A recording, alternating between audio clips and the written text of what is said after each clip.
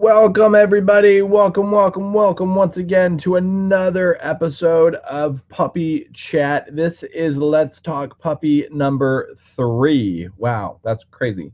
I know I didn't do a Sunday chat just because of the fact that it was Father's Day and I had to do some family obligations, and so I want to apologize for that. So we're going to go over some things that we normally do in the Sunday chat. We're going to go over today. I'm going to give you comments of the week, and then we're going to go dive in a little bit. Today's topic is chew toys for puppies. All right, we're going to dive into that in a little bit. But first, I want to say hello to everybody in the chat. So there's one person there. There's two. So slowly but surely, they're trickling in. So thank you to you two for joining me tonight. I know I just want to, yo, what's up? I just want to say how much I appreciate all of you. And if everyone here can go ahead, hit that thumbs up button. And if this is your first time watching, please go ahead and smash that subscribe button, all right? That's going to make a difference for you learning about all the issues you're going to have with your pets going forward. Also, it'll tell you about notifications about our live chats when going live. Also, I am proud to announce I got a camera. What? I got a camera. Finally, someone has graciously, I'd like to say maybe it's help sponsor the channel, make a donation to the channel, and they purchased the most amazing camera for me. And I'm going to need some tutorials on this camera, but it is the top of the line, the best of the best. And so I want to say thank you to you know who. I don't want to announce who did it. I do have people sending me notifications on Facebook, and I don't know why. So I will be going back into mode of doing daily vlogs. That will happen sooner than later, probably by next week. I will load if I can figure out how to do it. And why is my notifications, this happen to anybody else? The notifications on Facebook are like stuck. So I don't know when there is like a new thing. I don't know what's going on with that. But someone just sent me a text, and now I don't know what the text said. So I don't know. Couldn't tell you. I don't know. That's weird. That's awfully weird. So I did mute the phone, by the way. It's already off and muted, and as you see, off. Alrighty. So yeah, we have I have the top of the line 70D by Canon. It's going to be coming this week, probably on Wednesday or Thursday.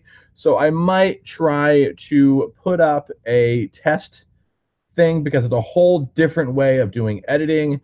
It's kind of like what they call legit, not the way I've been doing it, which is like baking it till you make it kind of thing. So I have to actually dive in and learn how to do all this stuff, which is okay. I do know how to do a lot of it by now. But I'm still going to be learning. As you guys know, it's a learning process. And so that's what's happening. So I want to say thank you to him for his kind, generous donation of a camera for this guy. And so that's going to be happening. Also, I got a chance this past weekend to hang out with one of our viewers who you guys all might know. Last week, we talked with a young man who was 15 years old, and he's wanting to become a dog trainer or some kind of trainer. And he actually came to the store and sat down with me for about an hour or so, and we sat and talked. We had a great conversation. So I just want to give him a thumbs up and a big shout out for that. And you're more than welcome to come back to watch any of my classes. Please feel free. Just give me a heads up beforehand, and we are good to go. All right. So today I'm going to start out with the comment of the week, and let me go ahead and pull that up. It's a good one. So I want to, want to do that real quick. Hey, everybody in the chat. How are you guys all doing? Good. Oh, wait. Comment of the week. Let me go ahead and pull this up onto the other screen. So for those of you guys first watching, if you didn't know, I have a second monitor over there. That's why I keep glancing over there. Someone actually made a comment, why do I keep turning that way? That's where the chat is, and that is also where I broadcast from this camera in front of here, and I look on the monitor over there, so I have dual monitors. Okay, comment of the week. Here we go. It's from a young lady from the UK. Young lady from the UK named Cynthia, and she writes, Hi, Adam, your dog trainer. My name is Cynthia. I live over here in London, and I wanted to say we love your shows, we love what you're doing, and we love everything you stand for this industry. That's a bit bold, I guess. Thank you for all your kind videos that you put out, showing there are better methods than yelling at your dog. That is true. Not a good idea. As we go forward through training our little puppy, we have a 4-month-old French Bulldog who is a hot mess and a half. Do you have any advice to help us on chew toys to help us through this difficult time? We used all your techniques for potty training and they worked amazing. I want to thank you so much for teaching us how to teach our dog or feed our dog on a schedule. Good job. And the scheduling made our life so much easier. He is now 100% potty trained at 16 and a half weeks old. Good job. Pretty good. And lastly, if you ever get a chance to come over to the UK, I would love to offer you dinner for you and whatever guests you might have. Once again, thank you so much. Kind of awkward. Thank you very much. And hopefully I will see you on the next live show. Cool. Hey, that's pretty cool, right? I think so. So that was the idea for this, was she requested some information. So this is actually dedicated solely for you. I'm going to go ahead and send you a bunch of Kongs. So I have some Kongs up here for your new French Bulldog. Happens to be a girl. So I'm going to send you the pink one. I'm going to send you the cool orange one. And you're going to get the traditional. So I'm going to send all these to you. And yeah, pretty cool. So that's that. Why is Farah blowing my phone up? She knows what I'm doing right now. Like, she knows. I don't know why. Oh, she says you were the best. You were the best. That's Farah. She is the best. All right. So let's, yeah, thank you very much, Samantha, for the kind words. I appreciate everything you're doing. You're doing a great job over there, across the pond, as I usually say. I'm actually in a lot of Facebook groups over in the UK, a lot of friends over there that I talk to on a pretty much daily basis. The whole CM theory, if you know who CM is, if anyone in the chat would like to say that, I do not want to mention that. They kind of embraced that style of training for years and years now, and they're slowly starting to come out of that kind of persona.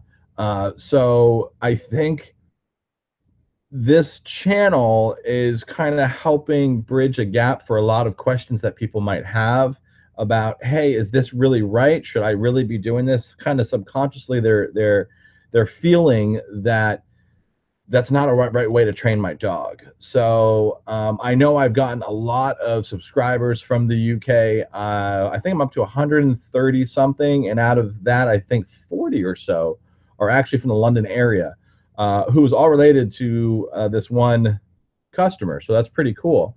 I don't know why Marilyn is posting in dog trainers, because I can't get over to that right now. So let's go ahead and dive in on dog chewing. 131. I don't know what that means. Does anyone know what that means? I don't know what that means. 131. 1 Is that 1 or 7? That's a 1. That's a 1. Oh, CM. Yes. CM. Erica, you can probably tell everyone who CM is.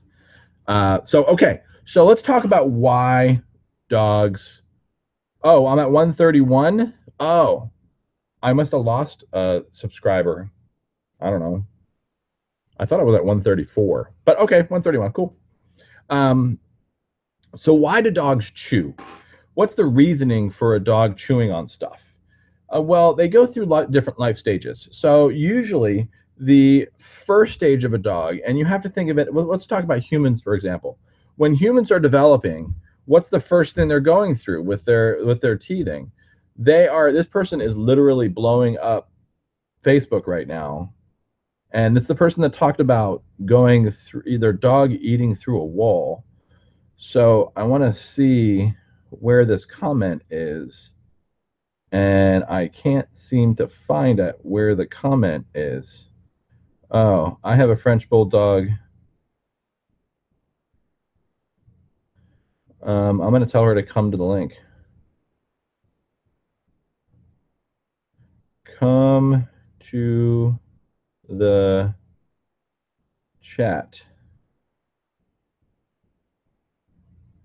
Let's see if that works. Let's see if we can get her, instead of posting in there, we can get her to come over here. Alrighty, so why do dogs, very good, on the CM there, by the way, Erica, thank you. So why do dogs chew? Dang, eating through, I know, right? Eating through walls. So I always have social media problems, Allison. You should know that. Eating through walls is a problem. But why do dogs chew? Dogs chew because of, one, they're losing their teeth. So they're born. So in a matter of 8 weeks, they go through a puppy teeth come in and they start using them. Within 2 or 3 more weeks later, they start losing those puppy teeth, and then their adult teeth come in. So think about that for a second. Within 3 months, they're already losing their teeth for the second time. Their faces, their mouths, their jaws, everything must be hurting so bad. So that's why when I talk about using things that are soft and cuddly, it's not going to work. You really got to find things that are going to numb the situation, as Pickles stretches out behind me. So there, I've talked so many times about the different kinds of Kongs, right? So we have a pink Kong. Wow, that's really, yeah. So we have a pink Kong, and then we have the regular standard red Kong. Red, it matches my shirt. Your red Kong. So what's the difference? This is a lower grade rubber. It's much softer. It's easier for a dog to chew. It's a little bit better for a puppy, but you can also stuff it with stuff and put it in the freezer. Now, why does that help? Well, while a dog's chewing on it, they can go ahead and it helps numb their mouth. What do dogs do, or what do humans do when they get their tonsils pulled? We sit here with bags of corn and peas on our mouth. So we do the same exact thing. We literally are mimicking ourselves with puppies. The difference is they're going through this in such a short amount of time. As we do this by 10 years old, they're doing this by 3 months old. So you have to be willing to take on that burden of, when you start and talk about getting a dog, one of the things you have to overcome and be willing to overcome when you say, I'm getting a puppy, is the chew phase. And that could last up till 6-7 months old sometimes. So it really does make a difference. Why are you texting me directly? That's really awkward. I'm going to look at this. You can't get the live to work for you. Why can't you get it to work for you? Log off and log back in. That's all. Let me tell her. Log off and then back in. There we go. So yeah, so dogs are constantly evolving and they're constantly chewing and their faces are changing.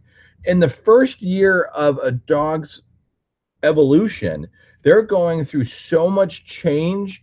Just imagine, it's not like a cat here, like Mr. Pickles, who he just gets a little bit bigger. They actually go through so many physical and mental changes a puppy does. In the first year, there's actually 7 stages of development that happen in the first year. For a human, there's only 2.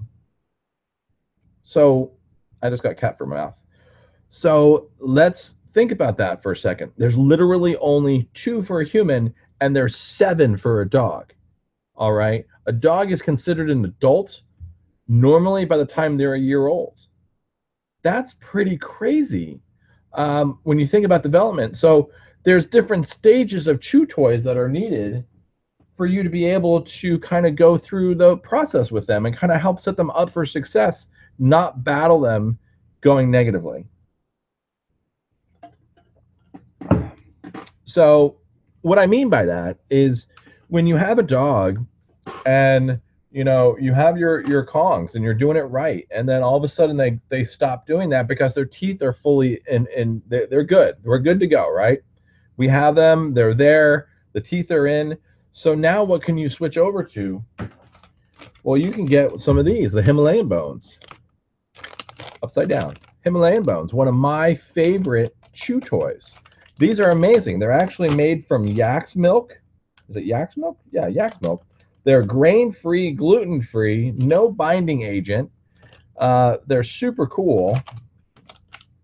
And it's yak and cow milk. And then it's congealed with lemon juice. But this is something you can give your dog at about 6 months old or above, and they can chew on it, and it's not going to harm them. What are my least favorite thing? Really, Pickles? You little punk? Get over here. Get over here. Lay down. You keep knocking this picture over of Kuzi. My least favorite thing for... Can you buy those at the store? Yeah, we sell them. The least favorite thing for a dog is Rawhides.